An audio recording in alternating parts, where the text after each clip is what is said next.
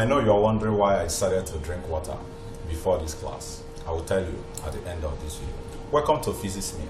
Today on Physics Meal we have alternating current part 1. Subscribe to my YouTube channel Mathematics Meal 1 and follow us on Facebook at Mathematics and Science Meal. Alright, if you're ready, let's go together. You can get a cup of water. If you have a cup of coffee, just get it ready. This video will not be long because we have two businesses. One is to define alternating current and also write the differences between alternating current and direct current.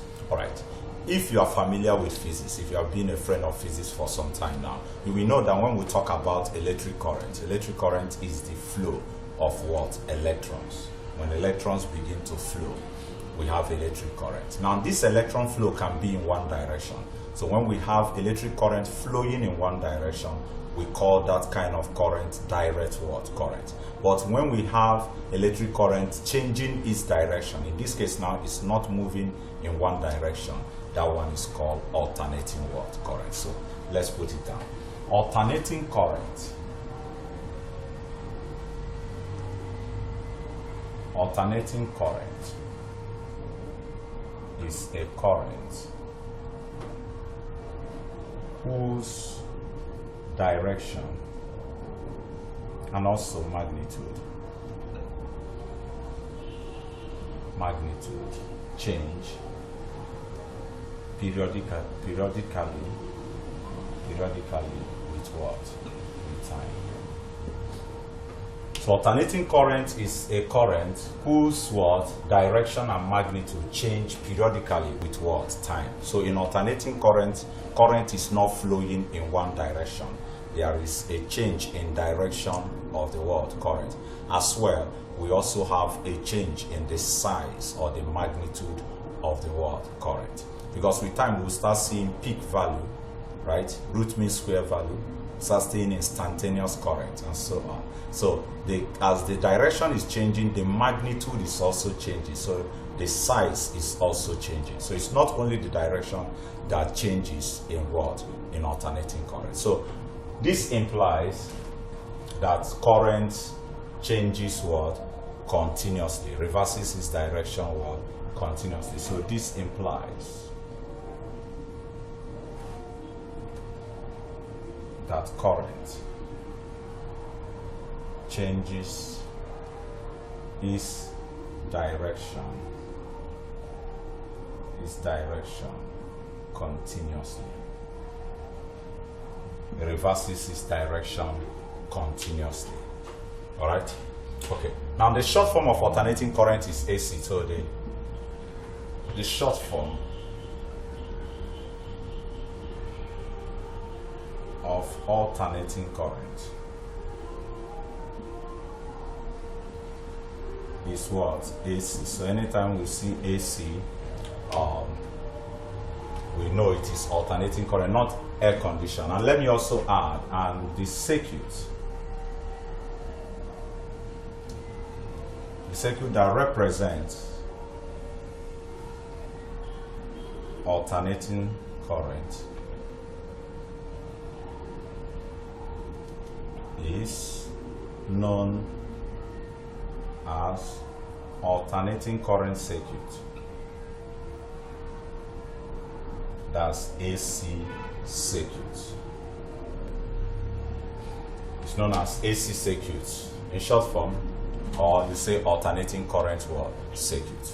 Alright. Like I told you that the business is simple in this video. One is to define alternating current, and the next one is to write differences between alternating current and direct current. So quickly let's look at the differences. We have a lot of things to look at in alternating current. Yeah, so many things because it's a broad topic and we are going to cover all of them.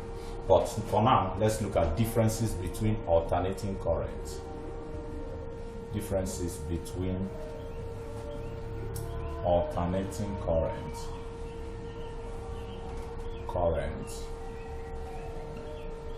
and direct current. What are the differences between them? Are they the same, or do we have differences between them? So let's say here we have alternating current here, and on my right hand side direct current. So let's divide this. So here we have direct current. So alternating current and direct current. Okay, so what's the first difference? We can move from the definition. It changes its direction continuously, periodically. It flows only in one word direction. So this one changes its direction, this one flows in one word, in one direction. Number two, how do we generate alternating current? We generate alternating current from power stations. We can also generate it from alternators or generators. But direct current is generated from what? Cell or battery. So it is generated using alternators or generators, or in the power station, just like in Nigeria you use hydroelectricity. So in power station, this one, it is generated using what? Using cells or what? Battery. That's the second difference. So this is produced from alternators or from power stations, and in some cases in plants we can use what we call dynamos in producing it. You know, in dynamos convert mechanical energy to electrical energy. Okay.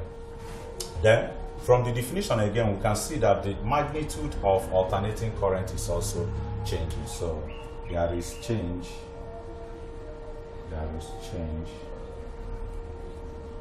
in the magnitude of the current.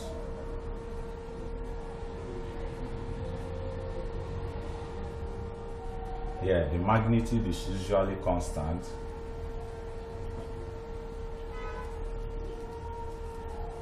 It's usually constant. Okay. Let's see if we can add one more. Okay. The efficiency over a long distance. Now, this can be transmitted over a long distance. Well, this one is not efficient over what? A long distance. So, can be transmitted, alternating current can be transmitted over a long word distance. Here, transmission is inefficient over a long word, a long distance. I think these four are okay. So, in alternating current, direction is changing. This one is flowing only in one direction. In alternating current, we generate it using alternators or from power stations. But here it is generated using cell. You know your battery now. That's what we use in producing direct current. The magnitude can change in in alternating current, while in direct current the magnitude usually remains constant. Then in alternating current, if you are transmitting it over a long distance, it is efficient. Just like where they are generating the electricity that we use is very far from various homes, and yet we can be able to get the electricity. But transmission of direct current is not usually efficient over a long distance. All right. So that's all for this video. Like I told you, we just have to look at these two things in this particular video. In the next video, which is part 2 of alternating current, we'll start looking at the basic terms that are associated with alternating current, where we are going to see peak current, root mean square current, instantaneous current. We also see peak voltage, root mean square voltage, and instantaneous voltage. It's going to be fun. Just make sure that you join me in that particular video. I think I told you that there's something I have to tell you why I took water. It's not a big deal. Water is important. Water is life. That's what they say. You know, a greater percentage of our body is made up of water. So you need to be taking water always. I'm not a medical doctor, I'm an engineer. Thank you for watching my video. I'm still your friend and your brother and also your tutor, Engineer Iko. Don't forget, I love you.